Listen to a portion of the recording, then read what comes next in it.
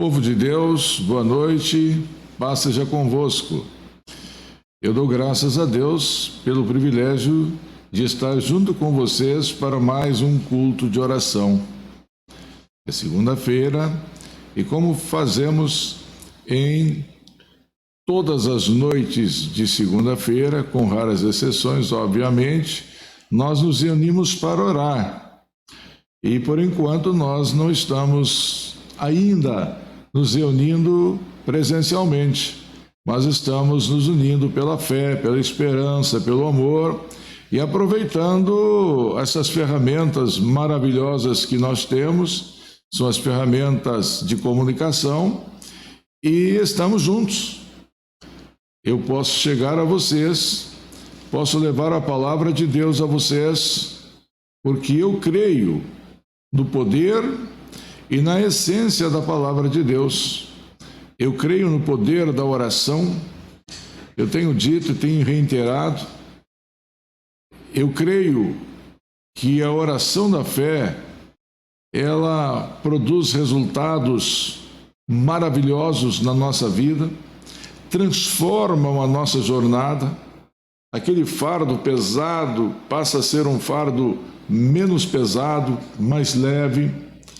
A jornada árdua torna-se também mais serena, mais doce, menos complicada. Enfim, oração é ferramenta do cristão, ferramenta que tem que estar sempre pronta para ser utilizada. É com a oração que nós nos aproximamos de Deus, nos juntamos a Ele, nós pedimos e nós recebemos dEle. A bem da verdade, o Senhor tem o melhor e Ele nos concede o melhor, Ele nos dá o melhor. E aí você me diz, pastor, o que nós estamos enfrentando é o melhor? Eu quero dizer a vocês uma coisa: no meio das tempestades está o poder de Deus. Eu preguei na semana passada a história de Daniel. Daniel era um homem de oração. E Daniel, por ser um homem de oração, ele foi provado.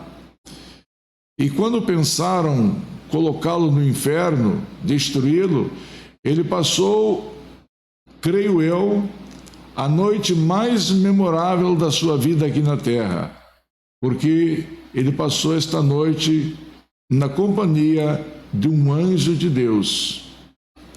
Prepararam uma emboscada, como a gente fala aqui no Ceará, uma cruzeta para ele, e acabaram por colocá-lo na cova dos leões. E em vez de ele passar momentos de terror e finalmente morrer destroçado por leões, o anjo de Deus foi a sua companhia. E eu acredito que neste momento de tempestade para nós estamos crescendo. Lá na frente nós vamos descobrir que Deus esteve conosco todos os dias. Ele não nos faltou nem um dia sequer. Existe um poema muito conhecido, o poema Rastros na Areia, aonde alguém diz caminhar na beira da praia e perceber que mais alguém, invisível, mas real porque deixava pegadas ao lado dele, e durante muito tempo nas suas andanças na beira da praia, ele via pegadas que o acompanhavam. Ele se sentia acompanhado por Deus. Mas um dia ele passou a enfrentar dificuldades, provavelmente dificuldades semelhantes às quais nós enfrentamos no atual momento. E aí, o que acontece? Ele passa a não mais ver as outras pisadas, as outras pegadas, E ele se inquieta porque é que Deus o teria abandonado exatamente naquele momento. E um tempo depois, conversando com Deus, orando, ele buscou saber por que naquele momento de luta ele ficou sozinho. Então, teria o Senhor dito a ele que naquele momento em que ele não mais via 4 pegadas, mas apenas 2, era o momento em que Deus o estava carregando. Às vezes nós não percebemos que Deus está conosco, mas lá na frente nós vamos constatar que o Senhor não nos abandonou nenhum momento. Talvez hoje tenha sido um dia bem difícil para você, para nós. Não está sendo fácil para ninguém, mas alguém pode até dizer: este foi o pior dia da minha vida. No entanto, eu quero fazer uma afirmação e a faço sem medo de errar. Deus não nos abandonou. Deus não nos deixou. Deus não esqueceu de nós. Agora, nós precisamos fazer a nossa parte. Nós precisamos entender que existe uma parte que Deus faz e uma parte que o homem faz. Mais de uma vez, Jesus deixa claro que tem coisas que começam conosco. Um dia, ele teceu um comentário e disse: vinde a mim, todos vós que estáis cansados e oprimidos, e eu vos aliviarei. Venham a mim. Então, o start, o pontapé inicial, tem que ser nosso. A busca pela companhia, pela presença de Deus, pela comunhão com Deus, é nossa. Nós somos alcançados pela palavra de Deus. O Espírito de Deus causa em nós o despertamento. Agora, as decisões são tomadas por nós e devem ser tomadas por nós. O apóstolo São Paulo, ele fala aos romanos uma coisa muito importante.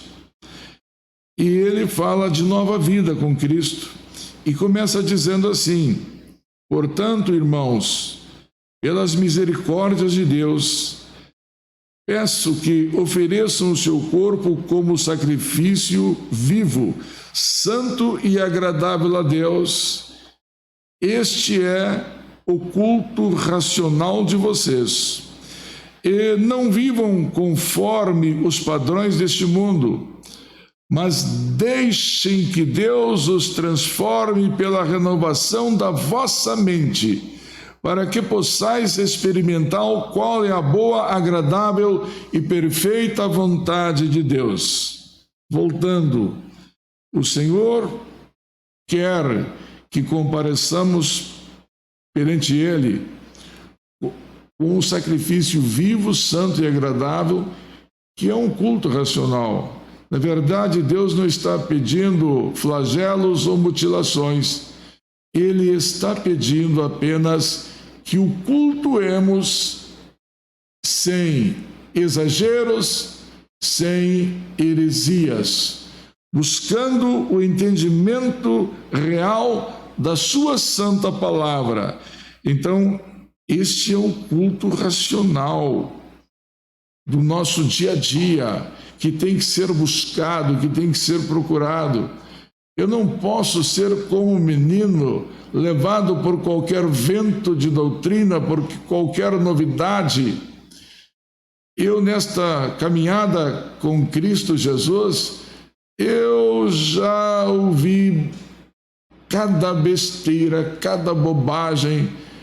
Já ouvi pessoas fazerem afirmações que não tinham base bíblica, não tinham nenhuma base científica e, por que não dizer, até literária. Pessoas pegam e fazem afirmações, e infelizmente muitos são empolgados achando que é a grande revelação de Deus. Quantos já apareceram por aí dizendo ser a reencarnação do Messias, o novo Messias? E biblicamente, eu sou aquele que me deixo levar, me deixo conduzir pela Bíblia. Eu procuro estabelecer na minha vida uma conduta racional, um culto racional. Eu não vivo de exageros. Eu não vivo buscando prova que Deus existe. Eu não vivo buscando sinais. Eu tenho a palavra de Deus e eu tenho que estabelecer para mim esse culto racional. Porque neste momento de pandemia, já surgiram tantas profecias, gente, que na verdade, boa parte delas são emocionais, a gente chama vulgarmente de profetadas. Já surgiram tantas pessoas fazendo afirmações que não têm base bíblica. As pessoas tomam para si o direito de falarem qualquer coisa, de anunciarem qualquer coisa. Este é o momento de nós nos reconciliarmos com Deus, buscarmos o entendimento da sua palavra e saber que mesmo neste momento terrível, o Senhor quer que nós experimentemos a sua vontade, a sua bênção. Então, voltando, peço que ofereçam seu corpo como sacrifício vivo, santo e agradável a Deus. Este é o culto racional de vocês. E não vivam conforme os padrões deste mundo, mas deixem que Deus os transforme pela renovação da vossa mente. Nós temos de buscar o conhecimento da verdade, tanto é que Jesus disse: e conhecereis a verdade, e a verdade vos libertará. Como nós podemos libertar a nossa mente, o nosso coração e o nosso espírito de todas as angústias neste momento? Como nós podemos? Buscando entender melhor a vontade de Deus.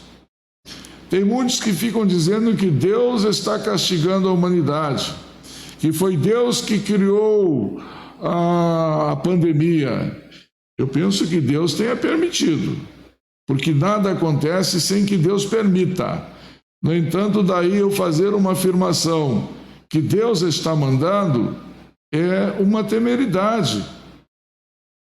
Eu preciso ter calma, ter lucidez, não só eu, vocês que estão me ouvindo, lucidez e procurar o entendimento contido na palavra de Deus. Na palavra de Deus nós encontramos respostas para todas as nossas perguntas.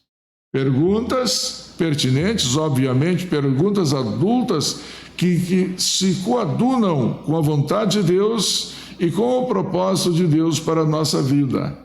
Se eu creio que Deus saiba o que é melhor para mim, é óbvio que eu vou esperar o melhor, vou buscar o melhor. Mas se eu me encher de dúvida e acreditar que Deus está simplesmente me castigando e eu tenho que ser castigado, eu vou deixar de orar, eu vou deixar de fazer a minha parte, eu vou me tornar insano, como muitas pessoas que, ao descobrirem que contraíram esta peste perniciosa, elas querem infectar o maior número de pessoas. E muitas conseguem destruir a sua própria família. Eu estava revoltado, foi um momento de revolta. Nós não temos o direito de ficar revoltados. Nós podemos ficar tristes até sentir angústia, porque ninguém gosta de ter um diagnóstico de enfermidade. Ninguém gosta. Ninguém gosta de ficar, ao menos, sobre a suspeição. Você pode ter essa doença, tem que fazer exames. Agora, Daí eu ficar revoltado e fazer loucuras, pegar o carro e sair em alta velocidade, como muitos têm feito, sair me embriagando e procurando nesta minha embriaguez insana, se é que existe embriaguez sadia, eu sair procurando amigos e parentes para estar junto com eles. Eu estou fugindo do padrão dos cristãos. O cristão verdadeiro, ele não quer para os outros o que não quer para si. Se eu quero o bem para mim, eu devo querê-lo também para os outros. Se eu não quero uma maldição na minha vida, eu não devo querê-la na vida dos outros. Esta questão de culto racional, ela muda a nossa visão de mundo, ela muda a nossa visão de conceito de tempo messiânico, e tem gente que tudo é revelação, tudo é castigo, tudo é maldição. Nós estamos juntos, o mundo inteiro está enfrentando um caos que provavelmente nós, adultos de hoje, nunca mais teremos a nossa vida no ritmo normal de antes. Coisas vão acontecer, atitudes, elas nunca mais voltarão. No entanto, isso não quer dizer que a nossa relação com Deus, a nossa comunhão com Deus também vai mudar. O apóstolo diz: e não vivam conforme os padrões deste mundo, mas deixem que Deus os transforme pela renovação da mente. Nós vamos aprendendo e nós vamos mudando, nós vamos nos tornando novas criaturas. O Senhor, através da renovação da nossa mente, Ele facilita a transformação da nossa vida. Ele transforma o nosso ânimo. Tem pessoas que entram em pânico. Tem pessoas que elas começam a sentir a enfermidade sem estarem doentes. Tem pessoas que entram em depressão. Tem pessoas que param e não veem futuro. Se eu estou diante de Deus no meu culto racional, eu não aceito derrota. Eu não aceito o impossível. Eu não aceito que acabou. Nós vamos sair lá na frente. Para nós cearenses, quem sabe daqui 8 dias a gente comece a ver uma janela se abrir. Mas mesmo que não se abra na semana que vem, daqui a 8 dias, mas certamente nós já fizemos mais da metade da jornada. Já fizemos.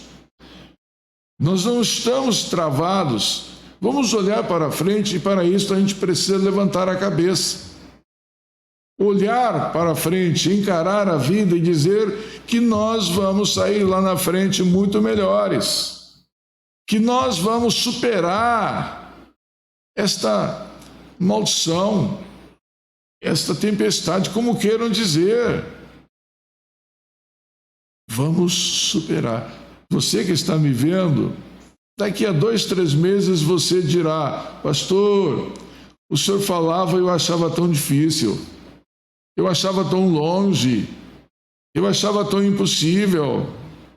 Vejam só uma coisa: a mulher, em dado momento da vida, ela se sente grávida, ela está grávida. A criança ainda vai levar mais de 8 meses para nascer. Mas a mulher, ela já tem na sua mente, no seu coração, que vai dar à luz a uma criança. Pelo menos eu tenho visto, eu tenho conversado, eu tenho acompanhado casais, orientando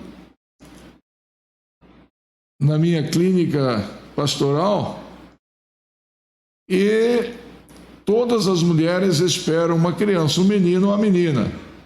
E já começam a preparar o enxoval, já começam a comprar coisas, mas elas não viram a criança. Elas ainda não tiveram um sinal claro que a criança está se mexendo, mas elas sabem que estão num processo e a contagem regressiva já começou. Conta-se regressivamente e em dado momento elas veem que aconteceu exatamente aquilo que haviam sonhado. Elas têm nos braços a criança. Hoje nós estamos olhando para o amanhã e eu me vejo novamente com total liberdade para ir e vir, com total liberdade para me locomover. Não é que hoje eu esteja preso. Se eu tiver a necessidade real, eu não estou impedido de ir e vir.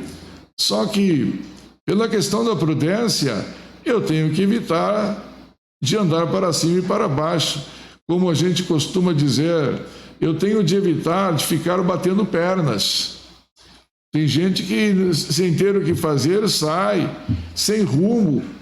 Isso eu não faço, mas eu já me vejo amanhã novamente atravessando as estradas do Ceará, visitando igrejas no interior, atravessando o Brasil, indo para reuniões em São Paulo, vindo para eventos na igreja, indo em eventos regionais. Eu já estou me vendo, gente.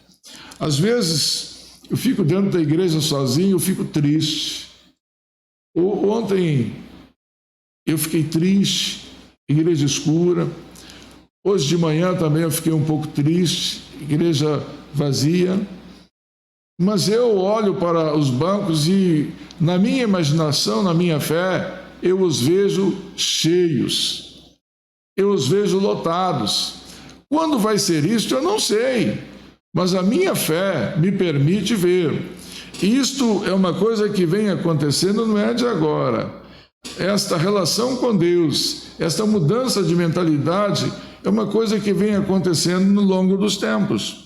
E aí, como diz, mas deixem que Deus os transforme pela renovação da vossa mente, para que possais experimentar qual é a boa e agradável vontade de Deus. Vamos deixar Deus fazer, e aí nós vamos experimentar o melhor de Deus, porque Deus tem o melhor para nós e quer que tenhamos o melhor. Agora depende de nossa fé, de nossa receptividade. E eu quero agora orar com vocês. Fechem os olhos, pensem em Deus e recebam a bênção de Deus. Orem também. Santo Deus, maravilhoso Pai, é no nome do Teu Filho Jesus que eu oro e eu peço a Ti, humildemente, derrame a Tua unção sobre todos quantos estão participando nesse culto de oração. Das criancinhas aos idosos, sintam agora o toque das Tuas mãos, o impacto do Teu poder e recebam a bênção. Sejam fortalecidas, tenham bom ânimo, que o Teu Espírito opere, renove a mente, renove o coração e que todos possam experimentar a Tua boa e agradável, perfeita vontade. Eu sei que o Senhor quer que tenhamos o melhor, e o Senhor tem o melhor para nos dar, e que este Teu povo seja, então, assim, abençoado por Ti, ó Deus, no nome do Pai, do Filho e do Espírito Santo. Amém. Meus irmãos, amanhã, 18 horas, vamos estar juntos no nosso momento de fé. Isto é, se o Senhor nos permitir. Quarta-feira também teremos o nosso momento de fé, às 18 horas, e às 19 horas teremos quarto de guerra. Quinta-feira, 18 horas, o momento de fé. Sexta-feira, 18 horas, o momento de fé. E às 19 horas, minha família no altar de Deus. no domingo, às 17 horas, se assim Deus nos permitir, teremos o culto da família. Deus vos abençoe, boa noite, fiquem com Deus.